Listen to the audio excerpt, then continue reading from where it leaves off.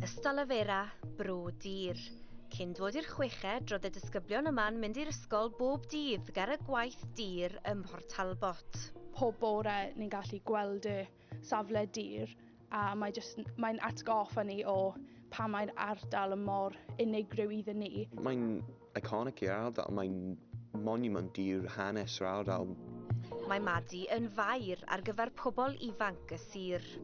Mae'r Tata Steel yn cynnig llawer o prentisiaeth i bobl ifanc a fi'n gwybod bod tadau a tad-cu a hyd yn oed mamau a mam-gu, maen nhw wedi cael swyddi yna, felly mae plant hefyd eisiau dilyn ei rieni fel cyngor. Ni'n mynd i wneud cymaint a ni'n gallu i cynrychioli llais pobl ifanc o'r ardal. Bwriad Tata yw cau'r ffwrnesi ym Mhort Talbot a chreu dir yno mewn ffordd fwy gwyrdd, ond gyda llai o weithwyr. Mae hynny'n golygu torri hyd at 2,500 o swyddi yn y dre. Mae fe'n meddwl bydd pobl o bob boed ar ddechrau gyrfa neu ar ddiwedd ei gyrfa, gorfod ail-hyfforddi, gorfod ail-edrych am waith newydd, a fi jyst yn credu bydd e'n drychinebus i'r ardal.